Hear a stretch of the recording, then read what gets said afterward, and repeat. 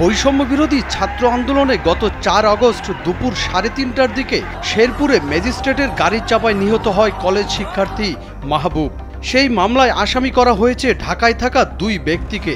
শেরপুরে যখন এই ঘটনা ঘটে তখন তারা দুজনেই ঢাকার উত্তরায় অবস্থান করছিলেন। কালবেলার হাতে আসা একটি সিসিটিভি ফুটেজে একজনের ঢাকায় অবস্থানের চিত্র দেখা গেছে, অপরজনও সেদিন ছিলেন নিজ বাসাতেই। আসামির তালিকায় থাকা ব্যক্তিরা কোনো রাজনীতির সঙ্গে যুক্ত নন। তারা বিগত ১ দশকে কোনো দিনই শেরপুর জেলাতে যাননি, এমনকি মামলার বাদীও চেনেন না এই আসামিদের।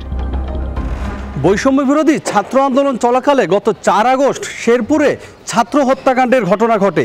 সেই ঘটনায় ৮১ জনকে অভিযুক্ত করে একটি হত্যা মামলা দায়ের করা হয়েছে। সেই মামলায় ৬৪ এবং ৬৫ নম্বরে আসামি করা হয়েছে ইলিয়াস হোসেন এবং ফরহাদ হোসেন নামে ২ ব্যক্তিকে। কিন্তু গত ৪ আগস্ট তারা উপস্থিত ছিলেন রাজধানীর এই উত্তরা এলাকাতেই। উত্তরা এলাকায় উপস্থিত থাকা ২ ব্যক্তি কিভাবে শেরপুরের ছাত্র হত্যা মামলার আসামি হলেন? স্যান্ডেলিনা সো, রূপচর্চায় আভিজাত্য। সূত্র বলছে বিশেষ কোনো ব্যক্তির ইশারায় বা অনৈতিক সুবিধা নিয়ে এই মামলায় মন গড়া আসামি করা হয়েছে ওই দুজনকে। কলেজ শিক্ষার্থী মাহবুব আলম হত্যার ঘটনায় প্রথমে ১২ আগস্ট স্থানীয় থানায় মামলা দায়ের করেন মাহবুবের মা মাহফুজা বেগম। মামলায় ২ জনের নাম উল্লেখ করে অজ্ঞাতনামা ৩ থেকে ৪০০ জনকে অভিযুক্ত করেন তিনি। কিন্তু ১৯ আগস্ট সংশোধিত এজাহার দেয়া হয়, সেখানে ৮১ জনের নাম আসামি হিসাবে উল্লেখ করা হয়। তবে বাদী বলছেন আসামিদের কাউকেই চেনেন না তিনি।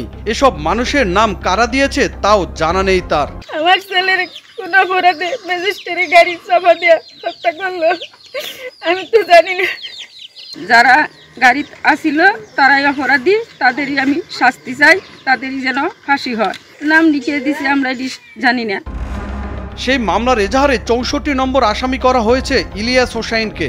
তিনি একজন ব্যবসায়ী, তার গ্রামের বাড়ি সিরাজগঞ্জের শাহজাহাদপুরে। জানার চেষ্টা করতেছি যে আসলে কারা এই জিনিসগুলো করতে পারে, কারণ আমাদেরকে তো বাদীও চেনে না এবং তাদেরকেও আমরা চিনি না এবং শেরপুরে আমাদের কোনো আত্মীয় স্বজন নেই। একই মামলায় ৬৫ নম্বর আসামি করা হয়েছে টেক্সটাইল ইঞ্জিনিয়ার ফরহাদ হোসেনকে। ফরহাদের গ্রামের বাড়ি পাবনার সুজানগরে। আমি বাসাতেই ছিলাম, আমার ছোট ছোট 3টা বাচ্চা, তো আমি বাচ্চাদেরকে নিয়ে বাসায় থাকি। ৪ তারিখে আমি আমার জানা মতে কোনো এক মুহূর্তের জন্য বাসা থেকে বের হইনি। ২ জন ভিন্ন জেলার মানুষ কিভাবে শেরপুরে ছাত্র হত্যার আসামি হলেন তা এখনো স্পষ্ট নয়। তবে এই ২ জনের এক বন্ধুর বাড়ি শেরপুরে। পূর্বের ব্যবসায়িক শত্রুতার জেরে তিনি হয়তো কাউকে ম্যানেজ করে মামলায় ফাঁসাতে চেষ্টা করেছেন বলে সন্দেহ তাদের। এত দূরে আসলে এরকম একটা ঘটনার জন্য আমার কাছে মনে হচ্ছে যে আমার আগে যে ব্যবসায়িক পার্টনার যার সাথে আমাদের লিমিটেড কোম্পানি ছিল তার বাড়ি শেরপুর জেলায়। এখন সে এই কাজটা করতে পারে ইন্টেনশনালি, অথবা কাউকে দিয়ে করাইতে পারে। ফরহাদ হোসেনের অভিযোগের সূত্র ধরে যোগাযোগ করা হয় তাদের সেই পুরনো বন্ধুর সঙ্গে। তিনি জানান এই মামলার সাথে তার কোনো রকমের কোনো সম্পৃক্ততা নেই। যে কোনো ভাবে থেকে নিশ্চয়তা দিতে পারি যে এখানে আমার কোনো সংশ্লিষ্টতা থাকার কোনো রকমের সুযোগ নাই।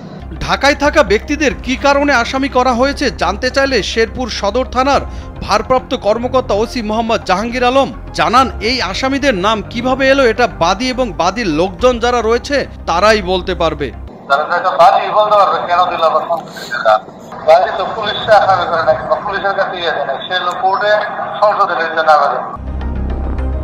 এই বিষয়ে জানতে যোগাযোগ করা হয় শেরপুরের পুলিশ সুপার মোহাম্মদ আমিনুল ইসলামের সঙ্গে। তিনি জানান কেউ শত্রুতা বশত এমন নাম দিতেই পারে, কিন্তু তদন্তে প্রমাণ না মিললে অবশ্যই চার্জশিট থেকে নাম বাদ যাবে।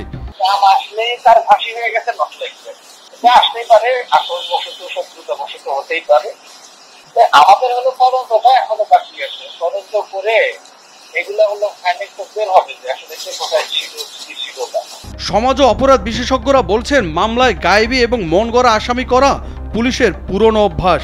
পুলিশ আগে যে অভ্যাসে কাজ করত সেই অভ্যাস থেকে তারা কতটা নিজেদেরকে পরিবর্তন করতে পারলো এবং সাধারণ মানুষকে যে অতীতে হয়রানি করার যে অভিযোগটি ছিল সেই হয়রানির জায়গাটিও কতটা বন্ধ হলো। মাহবুবের পরিবারের সদস্যরা বলছেন মামলায় যেন প্রকৃত দোষীর শাস্তি হয়, কোনো নির্দোষ মানুষ যেন হয়রানি না হন। যারা প্রকৃত দোষী শুধুমাত্র তাদের যেন এই মামলায় অন্তর্ভুক্ত করা হয়। আমরা কোনো নিরপরাধ মানুষেরা এই মামলায় অন্তর্ভুক্ত করার জন্য বলছি না কারোরই। সন্তানের কবরের পাশে আজও কাঁদছেন মা, শোকে দিশেহারা মাহবুবের পুরো পরিবার। বৈষম্য বিরোধী ছাত্র আন্দোলনে ঘটা প্রতিটি হত্যাকাণ্ডেরই সঠিক তদন্তের মাধ্যমে দোষীদের বিচার করা হোক। তবে এসব ঘটনায় কোনো সাধারণ মানুষ যেন হয়রানির শিকার না হন, এমন প্রত্যাশাই সংশ্লিষ্ট সকলের। জনি রায়হান, কালবেলা।